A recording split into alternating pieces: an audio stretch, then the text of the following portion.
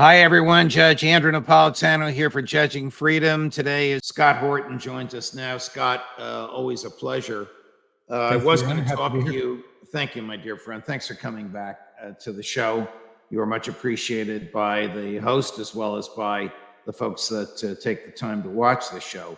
I had planned on talking when I was thinking about the show last night to you about Israel and Hamas, and we will in a little while, but since that time, Henry Kissinger died. And of course, the establishment is just praising him to the skies, and I know you and I have a decidedly different view of him, and I suspect that most people watching us now do as well, but I'm going to guess that you are not surprised that the establishment is singing his praises, even though he's effectively been out of the scene for 20 or 25 years. Mm-hmm. Well, I mean, I think they have always regarded him as their wisest and greatest statesman, elder statesman. They call him the graybeards, right, at the Council on Foreign Relations. And he's the oldest of old standbys. What do you think, Dr. Kissinger? They always ask. And what's ironic, of course, is that after all of the horror of his policies back when he was the Secretary of State and National Security Advisor, that in recent years, he's been at least slightly less worse, maybe even somewhat less worse than the neoconservatives and some of the worst hawks around him, and has preached caution in ways. In fact, I found this essay, Judge, that, man, I wish I had found this in 1999 in real time. And I'm kicking myself because my parents subscribed to Newsweek, and I read Newsweek, very regularly during that time. And somehow I had just missed this. This would have really helped me and changed my point of view about so many things. And what it is it's an article called New World Disorder. And it's from right at the dawn of Bill Clinton's aggressive war against Serbia to break off Kosovo. And you can find it right now. Everyone, if you just search New World Disorder in Newsweek, it says by Newsweek staff, but that's just an artifact of the internet, and it's an article from 1999. It's Henry Kissinger, and you can tell when you read it. And if you search deeper, you can find references to it in other places. It's definitely by him. And what is in there? What is in there that so astounds you? Yeah, he's just raking Bill Clinton over the coals for blowing up the New World Order. Right, the whole thing was supposed to be this new era of cooperation under the UN. And here Bill Clinton was telling the UN and especially the Russians to get bent our way or the highway. In other words, Bill Clinton was Dick Cheney before Dick Cheney ever showed up. Right, and he was doing the Kosovo war over Russia's dead body in a way that was going to ruin all of Kissinger's and his patrons, the Rockefellers' grand plans for the New World Order. And I don't necessarily mean a real one world government under the UN, but just certainly they had in mind over the long term cooperation with the Russians rather than confrontation. And the Hawks took it away from them. According to Asai Hirsch, Kissinger's nefarious behavior involving the government begins when he's a professor at Harvard, and LBJ is calling him for advice.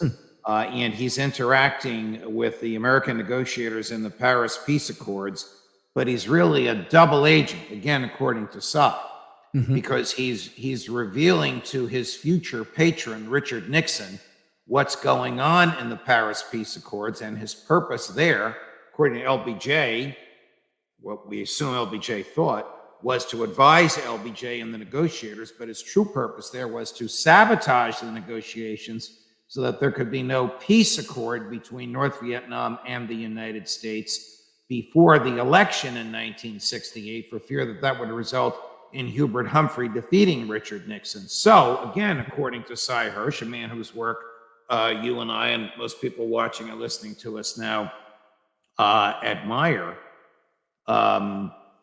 Kissinger, when Nixon said, running for president in 68, I have a secret plan to end the war in Vietnam, he was alluding to the fact that he knew secrets about ending the war in Vietnam because he was getting them from Kissinger. Okay. Well, Judge, I'm not sure exactly what he meant by that, but I think it was mostly just a gimmick, but he was more importantly, what you say is not only right, but it was way worse than that. Nixon and Kissinger hired a lady named Anna Chennault. Oh, right. And she warned the South Vietnamese that, the Americans are negotiating secretly behind your back and ruined the talks. And and I'm sorry, I don't know where I know this from anymore, Judge. People just have to search, but I know you can find it. Oh, I guarantee you that Robert Perry wrote about this at consortiumnews.com. Okay, that's where you can read about this for one thing. And there's audio, and I've heard this audio, Judge, of LBJ on the phone with a Republican senator who was a friend of his. I'm sorry, I forget the guy's name now. But LBJ is saying, this is treason. They ought not to be doing that. And the Republican senator says, you're right, Mr. President. I don't know what to say. But then he doesn't do anything about it. He doesn't do anything about it. Right. Here's Secretary Blinken this morning. I'm not sure where he is, but he's not in the U.S. He's somewhere in the Middle East when he learned that Henry Kissinger had died. So here's sort of an off-the-cuff, but over-the-top. He's the greatest predecessor that I've had, and a man I admire most. And I'm sure you'll disagree with all of this, but here's Secretary Blinken on Henry Kissinger today. Secretary Kissinger really set the standard for everyone who followed in this job. I was very privileged to get his counsel many times, including as recently as about a month ago. He was extraordinarily generous with his wisdom, with his advice. Few people were better students of history.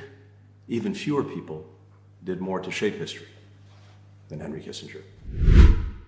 Well, he may be right in terms of shaping history, but the history that he shaped resulted in the deaths of millions of human beings in Vietnam and Cambodia, the overthrow of the popularly elected President Salvador Allende and his murder in Chile, and arguably fomented Watergate by wiretapping his own staff and his urge for vengeance against the late, great Daniel Ellsberg. But I'll let you comment. I'm sorry for jumping in.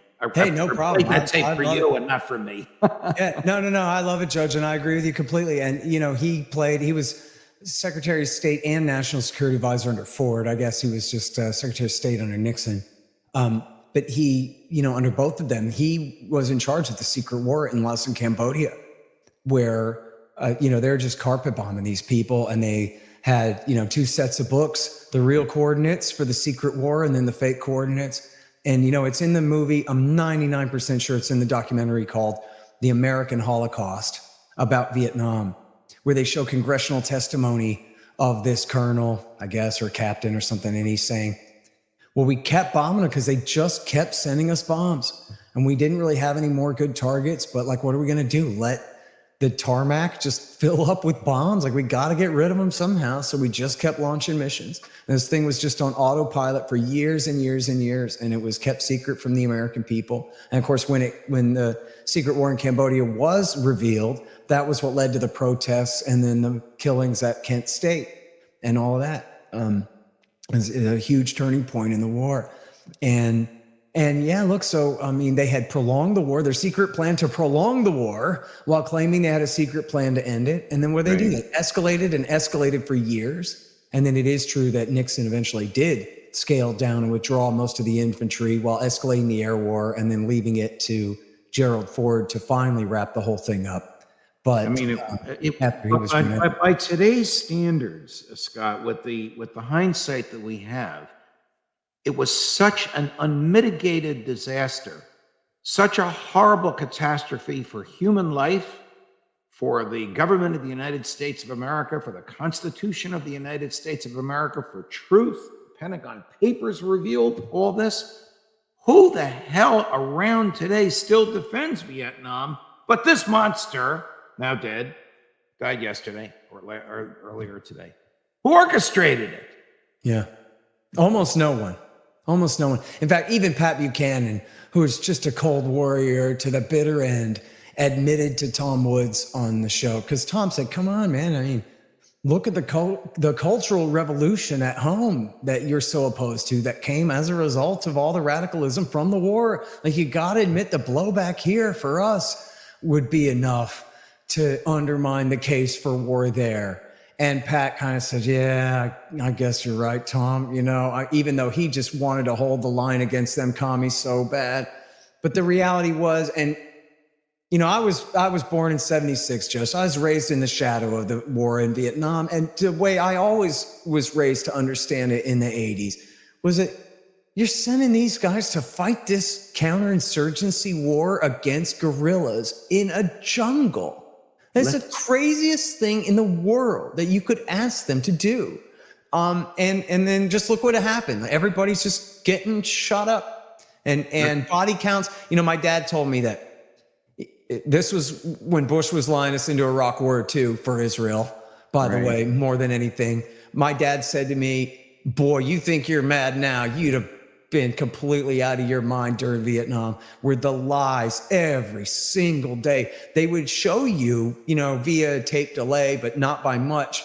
From earlier in the day, you would see literally reporters reporting with film footage, and there's piles of dead soldiers in the backgrounds. Correct. Sometimes dozens, hundreds were killed today. And the reporter says hundreds of our guys were killed today. And then right after him, they do the Pentagon briefing. And the guy says, well, we lost 8 guys, but we killed 800 of them.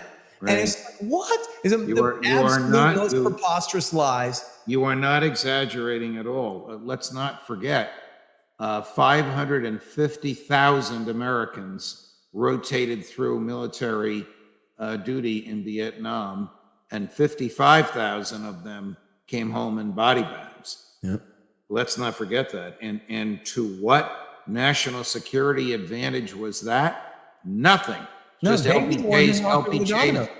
LBJ's vain, avaricious wish for a third term as a wartime president, like his hero FDR. But Kissinger, steadfast to the end, made the following statements. A little difficult to understand him, but if you strain a little bit, you can. This is January of 2023. It's one of the last public statements he made, even though it's now November, almost December. So this is 11 months ago. Made comments about Ukraine, in which he said, initially, I thought that that NATO should not be in Ukraine, but I've changed my mind. This will make your blood boil. Take a listen, Scott.